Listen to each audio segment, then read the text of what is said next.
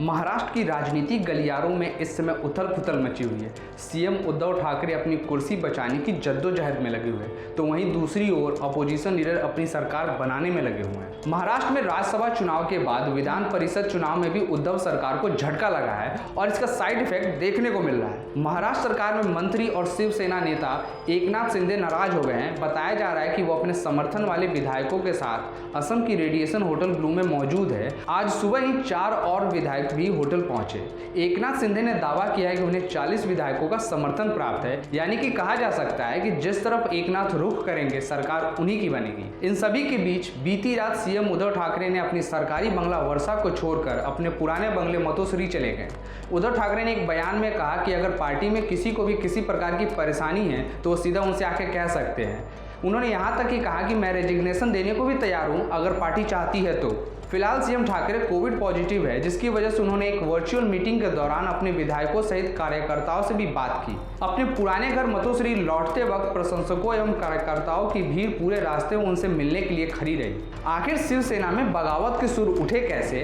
शिवसेना में उद्धव ठाकरे के बाद एकनाथ शिंदे सबसे बड़े नेता के तौर पर जाने जाते थे और उद्धव ठाकरे के काफी करीबी भी माने जाते थे, तो फिर ये दरार आई कैसी और आपसी मतभेद हुए कैसे? एकनाथ शिंदे का कहना है उद्धव ठाकरे बाला साहब ठाकरे की आइडियोलॉजी पर नहीं चल रहे हैं और साथ ही शिवसेना में सिर्फ उद्धव ठाकरे और उनके बेटे एवं मंत्री आदित्यनाथ ठाकरे की ही चलती है और अन्य किसी की भी नहीं सुनी जाती। कहा जाता है एकनाथ शिंदे हमेशा से बीजेपी के साथ गठबंधन के पक्ष में थे। जब 2019 में उद्धव ठाकरे ने कांग्रेस एनसीपी के साथ सरकार बनाने का फैसला किया, तब भी वो बीजेपी के साथ गठबंधन में सरकार बनाने के पक्ष में थे, लेकिन आखिर में उद्धव ठाकरे की मर्जी के मुताबिक एनसीपी और कांग्रेस के साथ गठबंधन की सरकार बनी।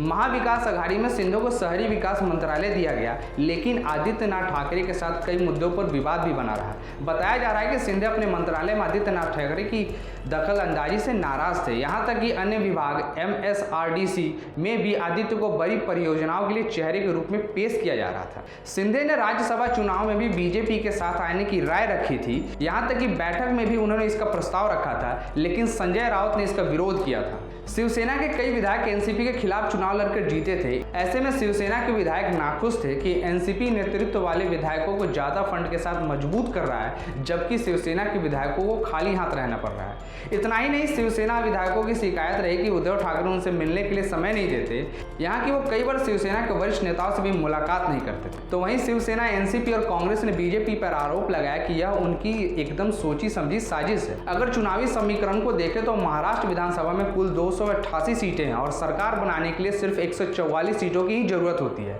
जिसमें बीजेपी अपनी गठबंधन पार्टी यानी कि एनडीए के साथ कुल 113 सीटें हैं। तो वहीं शिवसेना और उनकी गठबंधन वाली पार्टी के पास 169 सीटें हैं। देखा जाए तो एकनाथ शिंदे अपने 40 विधायकों के साथ जिस भी पार्टी का रुख करेंगे सरकार उसी की बनेगी। इधर उद्धव ठाकरे अपनी कुर्सी बचाए रखने के लिए पूरी कोशिश कर रहे हैं, तो वहीं दूसरी ओर बीजेपी के दिल्ली प्रवक्ता तेजिंदर पाल सिंह ने उनके खिलाफ कोविड प्रोटोकॉल को तोड़ने को लेकर एफआईआर दर्ज करवा दिया है। उन्होंने आरोप लगाया कि कोविड पॉजिटिव होने के बावजूद सीएम उद्धव ठाकरे लोगों से मिले। अब देखना यह होगा कि महाराष्ट्र की राजनीति में ऊंट किस ओर करवट लेता है।